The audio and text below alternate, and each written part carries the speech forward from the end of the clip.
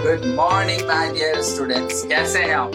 उम्मीद करता हूं कि आप अच्छे होंगे, सुरक्षित होंगे और फिट होंगे। आज इस सेशन में मैं बात करने वाला हूं आपसे चैप्टर 4 बिजनेस स्टडीज के चैप्टर 4 की, जिसमें हम लोग बात करेंगे planning, organising, staffing, directing and controlling. So the topic of this session is functions of management.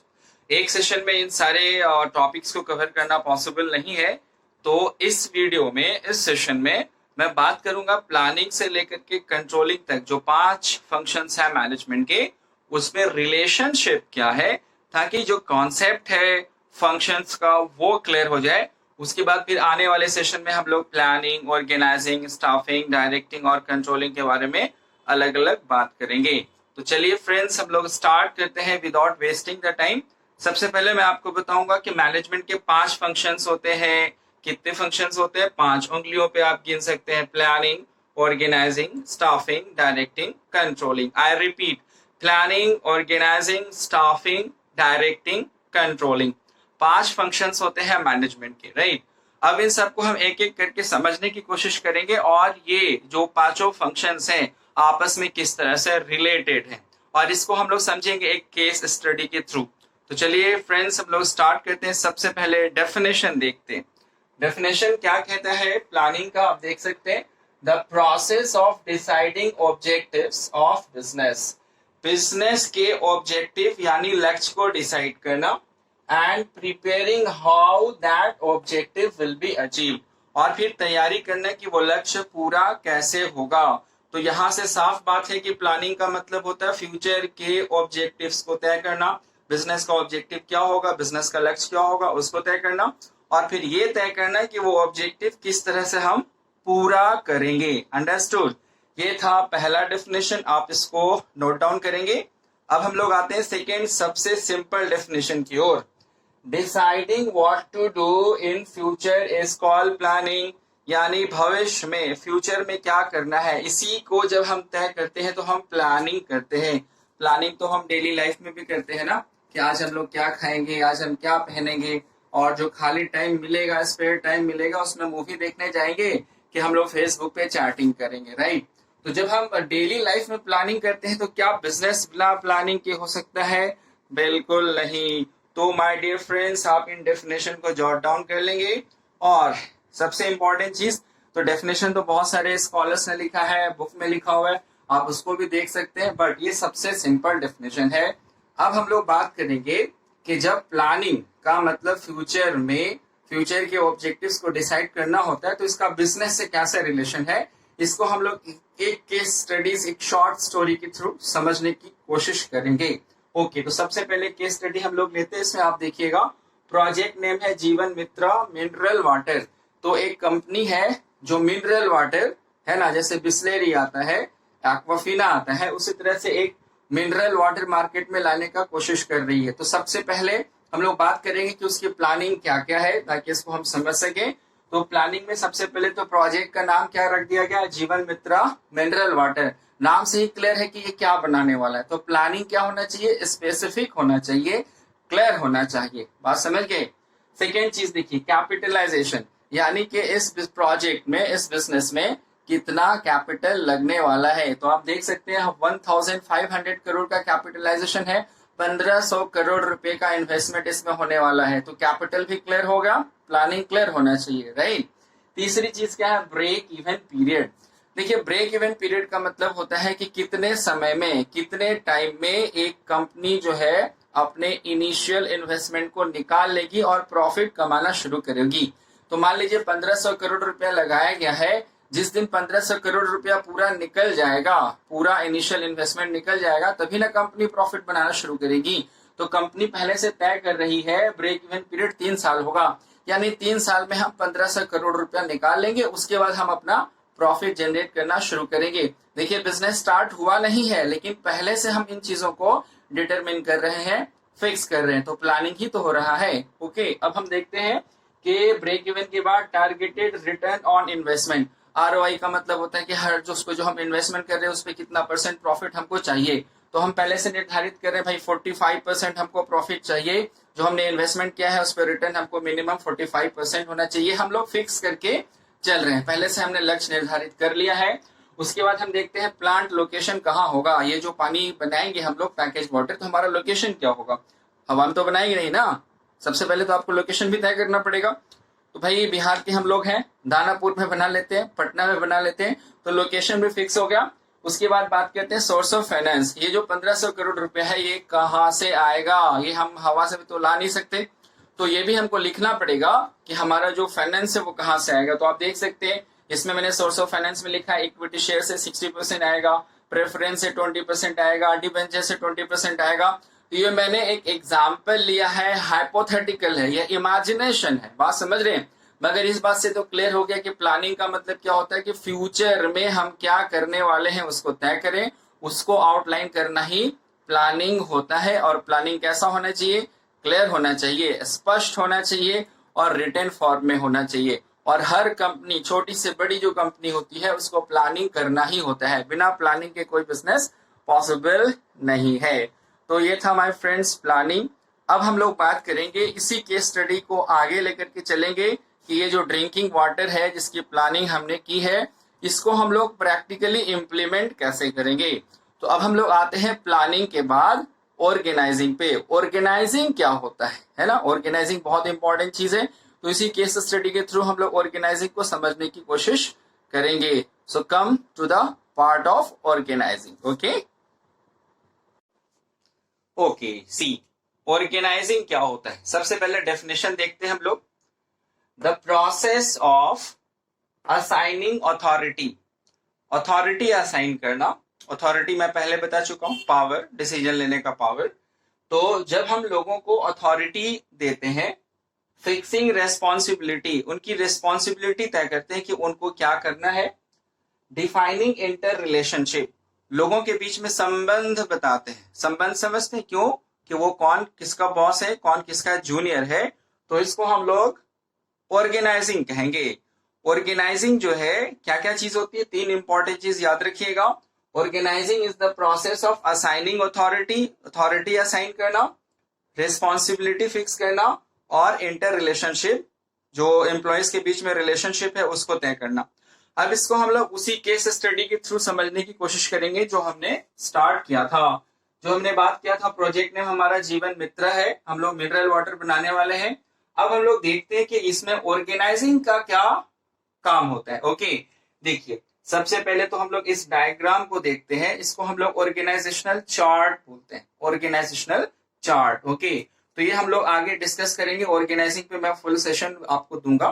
फिलहाल आप यहाँ पे ये समझे कि देखिए इस डायग्राम को देख के लगता है कि इस प्रोजेक्ट को चलाने के लिए कंपनी एक प्रोजेक्ट हेड फिक्स करेगी। प्रोजेक्ट हेड एक होंगे, वो प्रोजेक्ट हेड के नीचे 4 लोग होंगे, 4 मैनेजर होंगे। तो लेवल 1 पे प्रोजेक्ट हेड है, लेवल 1 पे प्रोजेक्ट हेड है। लेवल 2 पे जो है 4 मैनेजर्स को अपॉइंट किया जाएगा और ये मैनेजर्स होंगे एम फॉर मार्केटिंग, एक मार्केटिंग मैनेजर होंगे, फाइन। सेकेंड है पी फॉर प्रोडक्शन, एक प्रोडक्शन मैनेजर होंगे प्रोडक्शन का काम देखने के लिए।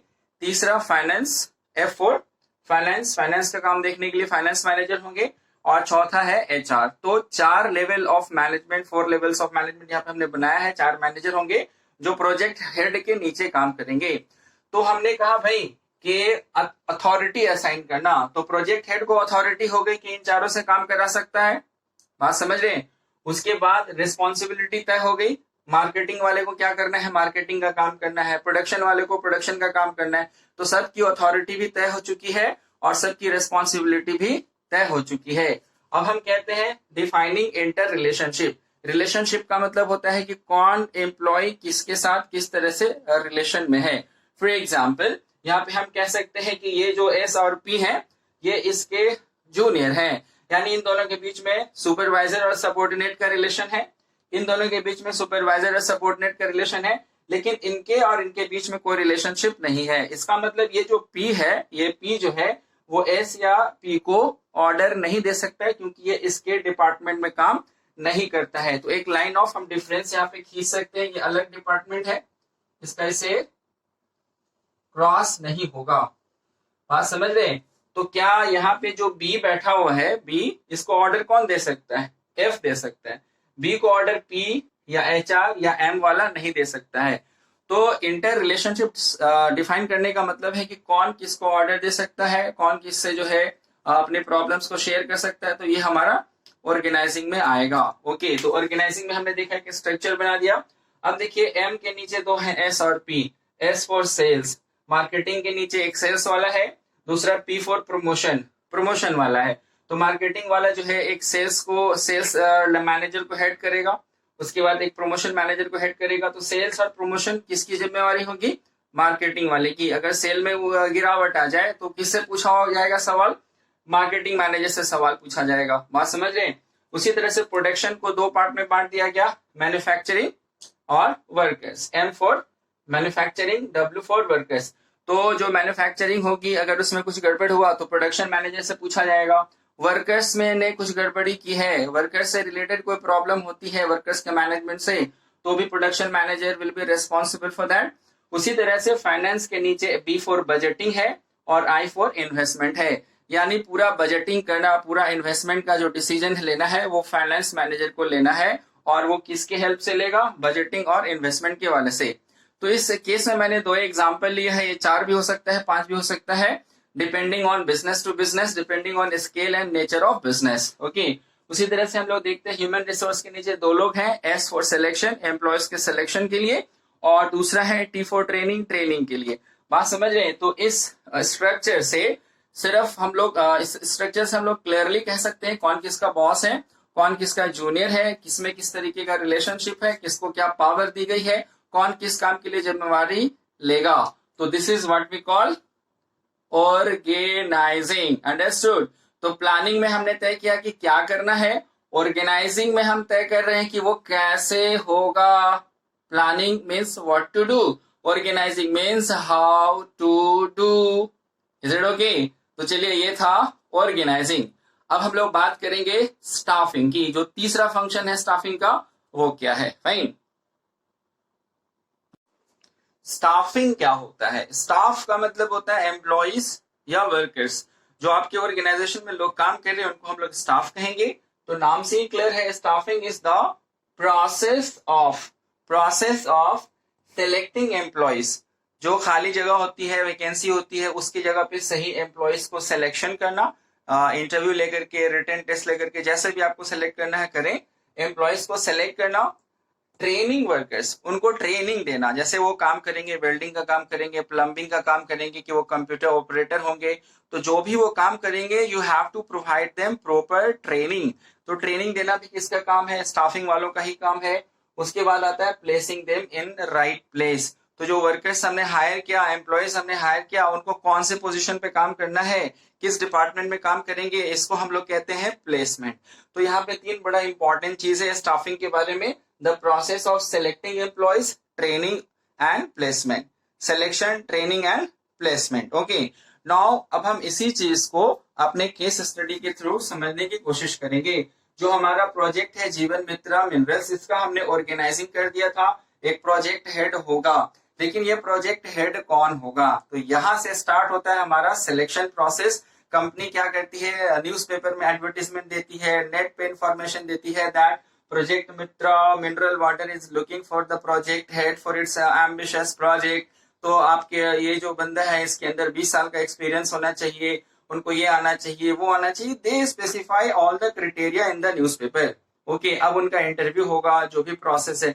तो हम लोग प्रोजेक्ट हेड का सिलेक्शन करेंगे। यहाँ पे कोई भी बंदा तो आएगा ना काम करने के लिए। तो चलिए यहाँ पे हम लोग फिक्स कर देते हैं कि कोई बंदा आ गया, एक अच्छे से मैनेजर को हम लोग यहाँ पे अपॉइंट कर देते हैं। तो प्रोजेक्ट हेड का पोजीशन फिल हो चुका है। मान लीजिए मिस्टर शर्मा है, उनका सिलेक्शन हुआ है। मिस्टर रजत शर्मा जो है उनका सिलेक्शन हुआ है, वो प्रोजेक्ट हेड हो चुके हैं। तो सिलेक्शन का काम क्या था भाई? लोगों को सेलेक्ट करना। ओके, जब आप सेलेक्ट कर चुके हैं तब आपको क्या करना है? ट्रेनिंग देना है। उनको ट्रेनिंग दीजिए। आप जो है जिस तरीके से काम कराना चाहते हैं, जो आपका सिस्टम है, उसमें उनको ट्रेन दीजिए और उनकी जगह पे उनको बिठा दीजिए।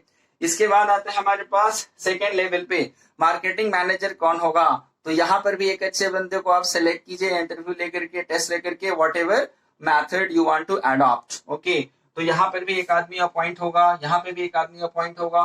तो जितने भी ब्लैंक पोजीशंस हैं, वैकेंट पोजीशन है, रिक्तियां हैं, खाली जगह है, बहाली करना है, वहां पे अपॉइंटमेंट करके सही आदमी को बिठा देना है। तो यहाँ पे भी एक आदमी, यहाँ पर भी, यहाँ पर भी, यहाँ पर भी, तो हर जगह आदमी जो हमारे वर्कर्स हैं उनका अपॉइंटमेंट करना, ये हो गया हमारा सिलेक्शन का काम। तो स्टाफिंग में हम क्या देखते हैं कि हमारा कोई भी जो पोजीशन है वो खाली नहीं रहे, अगर खाली हो गया तो उसको फिल करना है, और फिल करने के लिए जो भी प्रोसेस हमको लगे, इंटरव्यू लेना हो या फिर जो है अंदर में ही कंपनी के अंदर ही कोई डिजर्विंग एम्प्लॉय है उसका प्रमोशन या ट्रांसफर करके उस पोजीशन को फिल किया जा सकता है, तो that option can also be considered.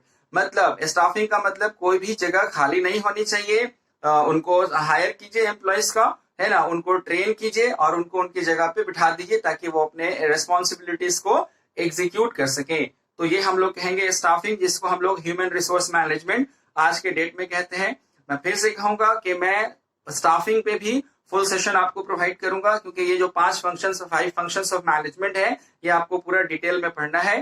तो जो ये हमारा हो गया भाई स्टाफिंग। तो प्लानिंग का मतलब क्या हो गया कि कौन क्या करना है, ऑर्गेनाइजिंग का मतलब हो गया कि कैसे करना है, स्टाफिंग का मतलब हो गया कि कौन करेगा, करेगा कौन, उसको तो लाना पड़ेगा ना। तो सिलेक्शन करिए, ट्रेनिंग दीजिए, प्लेसमेंट कीजिए, उनकी सैलरी तय करिए, उनसे एक रिलेशनशिप बना करके रखिए। So dealing with workers and employees is what we call staffing. Okay, तो ये एक बिल्कुल अलग फंक्शन है। अब हम लोग थर्ड फंक्शन स्टाफिंग के बाद देखेंगे चौथा फंक्शन जो है डायरेक्टिंग। तो चलिए आते हैं डायरेक्टिंग की ओर। चलिए तो बात करते हैं हम लोग डायरेक्टिंग की। डायरेक्टिंग वर्ड ही निकला डायरेक्शन से, है ना। डायरेक्टर क्या करता है, किसी भी मूवी में डायरेक्टर होता है, फिल्म बनती है तो डायरेक्टर होता है। डायरेक्शन का मतलब होता है दिशा, है ना। तो हम बात करें जैसे एक फिल्म में बहुत सारे कलाकार होते हैं, उसी तरह से हर ऑर्गेनाइजेशन में बहुत लेवल के मैनेजमेंट मैनेजर्स होते हैं, वर्कर्स होते हैं, तो उनको भी तो बताना पड़ेगा ना कि क्या करना है। सबको पता होता है उनका काम, उनको ट्रेनिंग दी गई है, फिर भी हमें ये देखना पड़ेगा कि वो अपना काम ठीक से कर रहे हैं या नहीं कर रहे हैं। तो हम लोग आते हैं डेफिनेशन की ओर। डायरेक्टिंग का डेफिनेशन क्या कहता है, देखिए, the process of supervising workers, workers को सुपरवाइज करना। सुपरविजन मतलब उनके ऊपर नजर रखते रहिए, keep an eye on what they are doing, आंख खुला रखिए वो क्या कर रहे हैं, ठीक है।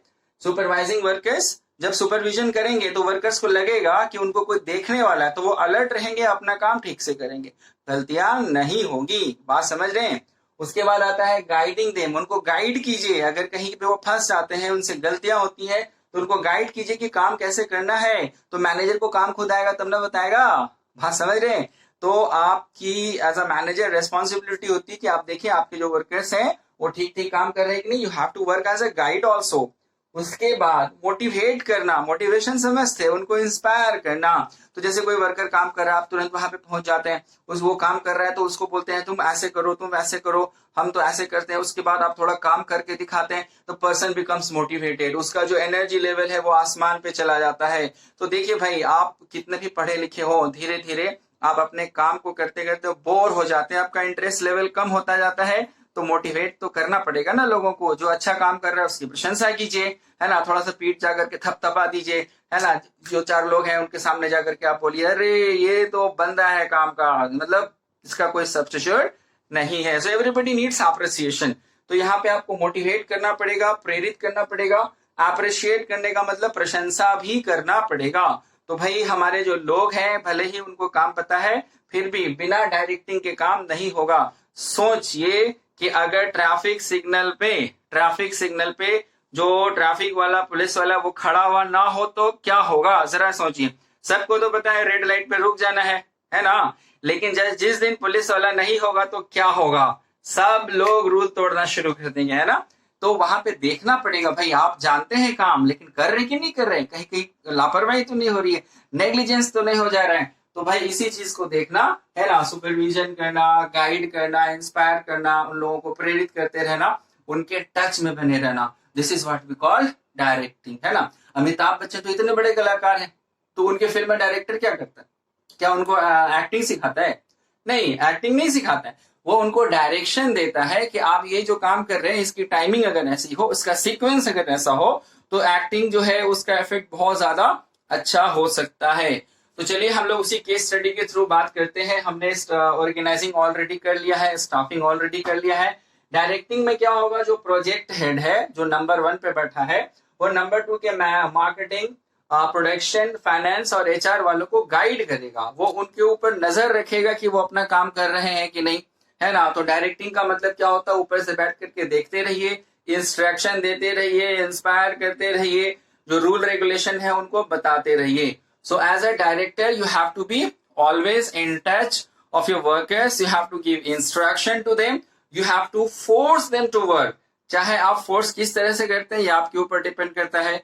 बात समझ गए। तो डायरेक्टिंग का मतलब है इंस्ट्रक्शन देना और लोगों को इंस्पायर करते रहना कि वो अपना काम प्रॉपरली कर रहे हैं या नहीं कर रहे हैं। ठीक है, तो अब हमने बात कर लिया डायरेक्टिंग का। हम डायरेक्टिंग में फिर आगे वापस फिर से पूरा सेशन इस पे हम लोग देंगे।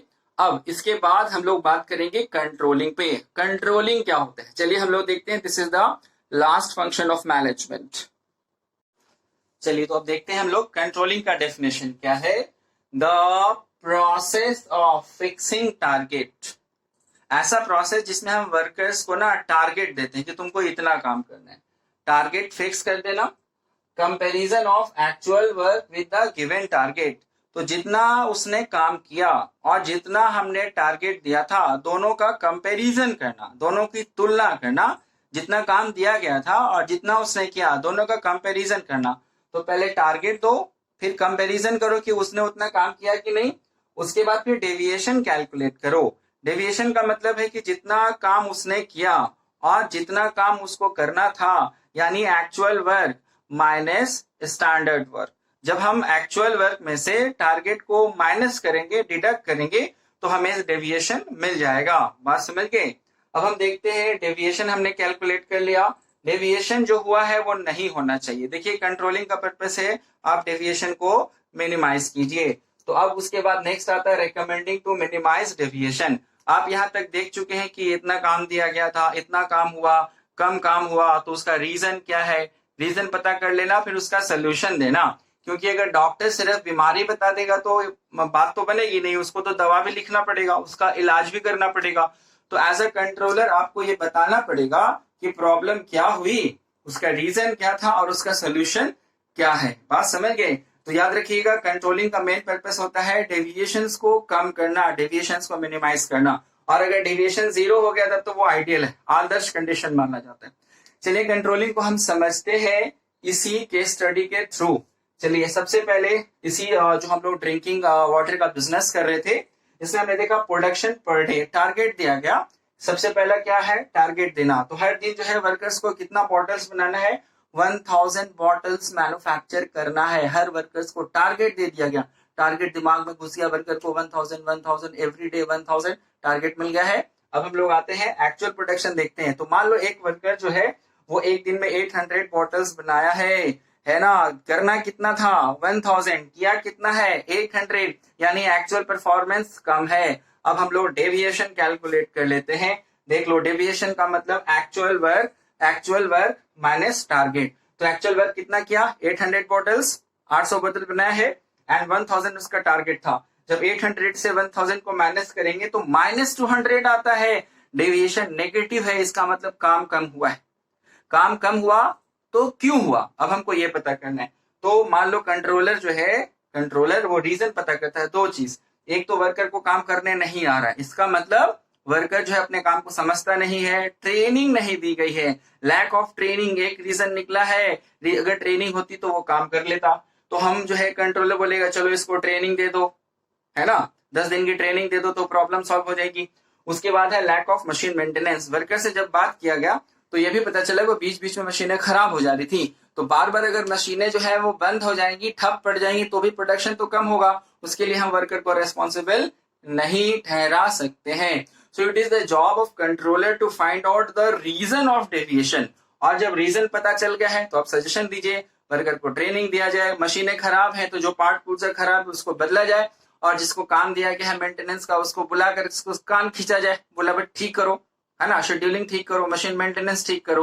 तो भाई ये सब हम क्यों कर रहे हैं, क्या हम किसी वर्कर को पनिशमेंट देना चाहते हैं, बिल्कुल भी नहीं। The purpose of controlling is to minimise deviation. हम चाहते हैं कि हमने जो प्लानिंग में सोचा था वो हो जाए, और इसी प्रोसेस को हम कंट्रोलिंग कहते हैं। मैं रिपीट करूंगा, the process of ensuring that the planned objectives are achieved. ये प्रोसेस जिसमें हम सोचते हैं कि जो हमने ऑब्जेक्टिव तय किया था वो पूरा हो जाए, इसी को हम लोग कंट्रोलिंग कहते हैं। डेविएशंस को मिनिमाइज करना कंट्रोलिंग कहते हैं। तो कंट्रोलिंग जो है वो मैनेजमेंट का लास्ट फंक्शन है, जिसमें हम लोग देखते हैं कि जो हमने शुरू में तय किया था वो पूरा हुआ या पूरा नहीं हुआ। तो मैं फिर से आपको थोड़ा सा रिकैप कर दूं। प्लानिंग का मतलब क्या होता है, ये सोचना कि हम फ्यूचर में क्या करेंगे। ऑर्गेनाइजिंग का मतलब होता है लोगों के बीच रिलेशंस बनाना, एक स्ट्रक्चर बना देना कि जो हमने प्लान किया है वो पूरे प्रॉपर तरीके से एग्जीक्यूट हो जाए।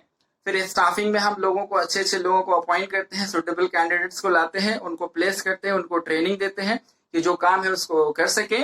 उसके बाद डायरेक्टिंग में हम उनको काम जो है देखते हैं कि वो कैसे काम कर रहे हैं, उनके ऊपर सुपरविजन करते हैं, उनको जो है गाइड करते हैं, इंस्पायर करते हैं कि वो काम करते रहे। और उसके बाद लास्ट में कंट्रोलिंग में हम क्या देखते हैं कि जो हमने प्लान किया था वो पूरा हुआ या नहीं हुआ, और नहीं हुआ तो क्यों हुआ, क्यों ऐसा हुआ, उसको हम लोग करेक्ट करें ताकि आगे जो है काम स्मूथली चलता रहे। तो माय डियर स्टूडेंट्स, हमने प्लानिंग, ऑर्गेनाइजिंग, स्टाफिंग, डायरेक्टिंग और कंट्रोलिंग 5 फंक्शंस में ब्रीफ में डिस्कशन किया और उनके बीच में रिलेशनशिप को एक केस स्टडी के थ्रू आज समझा है। उम्मीद करता हूं ये सेशन आपको पसंद आया होगा, और अब अगले सेशन में हम लोग एक फंक्शंस पे बिल्कुल डिटेल में बात करेंगे, है ना। और तब तक के लिए टेक केयर। और हाँ, जाते जाते मैं फिर से बोलूंगा, अपने फिंगर्स को थोड़ी सी तकलीफ देंगे, लाइक करेंगे, शेयर करेंगे और सब्सक्राइब जरूर करेंगे। यही हमारे लिए मोटिवेशन है और अगले सेशन को बनाने के लिए यही हमें प्रेरित करता है। Thank you for watching and hope that this session must be quite useful to all of you. Take care.